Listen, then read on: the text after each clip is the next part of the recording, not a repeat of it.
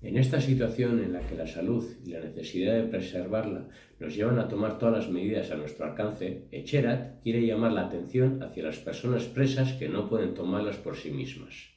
Reclamamos del Ministerio de Interior e instituciones penitenciarias, al igual que esta semana lo han hecho decenas de colectivos sociales y partidos en el Estado español, cuyas reclamaciones de urgencia hemos suscrito, y también pedimos al Estado francés una intervención urgente y eficaz en relación al que ya es un colectivo vulnerable, los presos gravemente enfermos y los mayores de 70 años, sobre quienes se duplica el riesgo y la vulnerabilidad.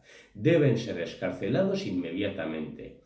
Y con esto decir que en el Estado francés muchos de ellos estarían ya en casa si no llega a ser por la labor del fiscal.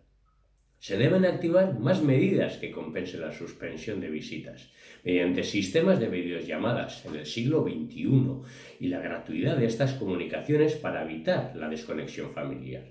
No se puede mantener por más tiempo este sufrimiento añadido. Y ahora más que nunca, euskal preso eta iheslari politikoak etxean, los queremos vivos y en casa.